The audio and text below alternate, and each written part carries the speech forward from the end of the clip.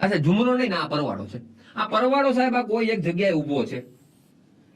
આ પરવાળો પોતાની લાળમાંથી જીભ આવે ને, જીભ લાળ બહાર કાઢે ને, લાળ, એ લાળમાંથી કાકો3 બહાર કાઢે. કાકો3 મતલબ કે કેલ્શિયમ કાર્બોનેટ. શું કહેવાય આને? Calcium carbonate. સાહેબ પોતાની લાળમાંથી કેલ્શિયમ કાર્બોનેટ બહાર કાઢે. એ આ પરવાળાભાઈ પોતે કેલ્શિયમ કાર્બોનેટની મદદથી અને ફરતે ફરતે પોતે કેલ્શિયમ કાર્બોનેટની દિવાલ બનાવે સાહેબ. દિવાલ બનાવી. ઓકે સાહેબ. હવે સાહેબ આ પરવાળો પોતે અંદર મૂંઝાય નહીં જાય? ના, નહીં મૂંઝાય સાહેબ. કારણ કે પરવાળો અહીંયા સાહેબ આવી રીતે અહીંયા સાહેબ કાણા રાખશે, કાણા. ઓકે સાહેબ. છિદ્ર હશે, નાના નાના છિદ્ર હશે, નકર પરવાળો ગુજરી જાય. ધ્યાનથી સમજજો, મસ્ત મજાનું સમજાવું તમને સાહેબ. આ પરવાળો અંદર છે, આ બાજુમાં કાણા રાખ્યા છે. હવે ધ્યાનથી સાંભળજો. આપણે ઊભા છીએ, તમે ઊભા છો, તમે તમારા શરીરને હાથ અડાડો. આમ જુઓ તો હાડકા બહાર છે કે ચામડું માંસ બહાર છે?